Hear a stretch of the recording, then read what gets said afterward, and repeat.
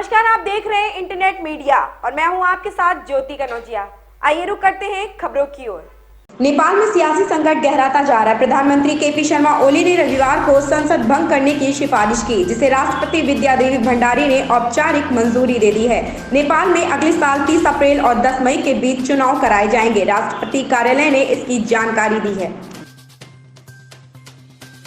कृषि कानूनों के विरोध में बड़ौद की औद्योगिक पुलिस चौकी पर खाप चौधरियों की अगुवाई में किसानों का अनिश्चितकालीन धरना प्रदर्शन जारी है। रविवार को दूसरे दिन भी किसानों ने दिल्ली सहारनपुर हाईवे जाम किया। यहां सुबह से ही आसपास के किसान पहुंचना शुरू हो गए हैं। फ्रांस के नगर निकाय पेरिस सिटी हॉल में 2018 में शीर्ष पदों पर ज्यादा महिलाओं को नियुक्त करके लैंगिक समानता बनाए रखने के नियम का उल्लंघन करने के आरोप में 90,000 यूरो लगभग 81,20,144 रुपए का जुर्माना लगाया गया। पेरिस की मेयर एनी हिडाल्गो ने मंगलवार को शहर परिषद की बैठक में जुर्माने को अनुचित और असंगत बताया है।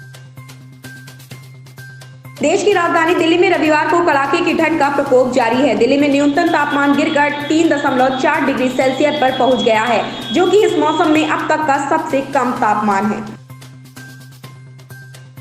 कोरोना महामारी ने एक तरफ जहां देश के कुछ क्षेत्रों को बेबटरी कर दिया है, वहीं कुछ क्षेत्रों में कारोबार के नए रिकॉर्ड बन रहे हैं। इनमें smartphone, laptop, work from home gadget की बिक्री आदि शामिल है। आपको यह जानकर हैरानी होगी कि भारतीयों ने स्मार्टफोन खरीदने के मामले में एक नया रिकॉर्ड बना दिया है। सितंबर-अक्टूबर में देश में 4 करोड़ 40 लाख स्मार्टफोन खरीदे गए हैं।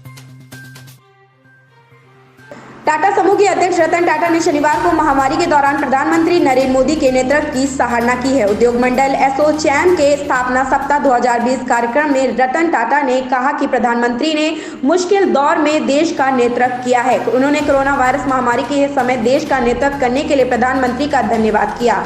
इसके अलावा उद्योग जगत को उनके मजबूत नेतृत्व का लाभ मिलने की उम्मीद भी जताई। महाराष्ट्र में लगातार कोरोना वायरस के मामले बढ़ रहे हैं। ऐसे में रविवार को मुख्यमंत्री उद्धव ठाकरे ने कहा कि अगले 6 महीने तक के लिए मास्क पहनना अनिवार्य होगा। उन्होंने कहा कि मैं महाराष्ट्र में रात्रि कर्फ्यू या किसी अन्य लॉकडाउन के पक्ष में नहीं हूं। ठाकरे ने कहा कि महाराष्ट्र में कोरोना वायरस कर्फ्यू या एक और लॉकडाउन नहीं लगाया जाएगा। इसके अलावा उन्होंने कहा कि राज्य में पूरी तरह नहीं, लेकिन फिर भी कोरोना वायरस से संक्रमण की स्थिति नियंत्रण में है। गुजरात तट के पास भारतीय समुद्री क्षेत्र में घुस आने के बाद एक पाकिस्तानी मछुआरे को उसकी नाव के साथ पकड़ा गया। सीमा सुरक्षा बल बीएसएफ ने रविवार को यह जानकारी दी है। उन्होंने बताया कि उसे शनिवार शाम को सर क्रीक इलाके में बीएसएफ की गुजरात सीमा के कर्मियों ने गश्ती के दौरान पकड़ा। कर्नाटक के दक्षिण कन्नड़ जिले में एक 8 वर्षीय लड़के का अपहरण हो गया। अपहरणकर्ताओं ने उसे रिहा करने के एवज में फिरौती की मांग पर 10 करोड़ रुपए मूल्य के 60 बिटकॉइन मांगे थे। हालांकि पुलिस ने शनिवार को बच्चे को आरोपियों के चंगुल से छुड़ा लिया है। इस मामले में 6 लोगों को गिरफ्तार किया गया है, जबकि मुख्य आरोपी फरार है।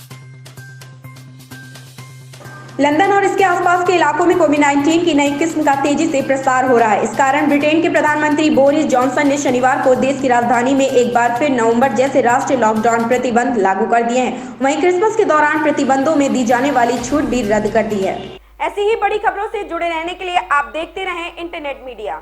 लेटेस्ट अपडेट पाने के लिए अभी सब्सक्राइब करें इंटरनेट मीडिया।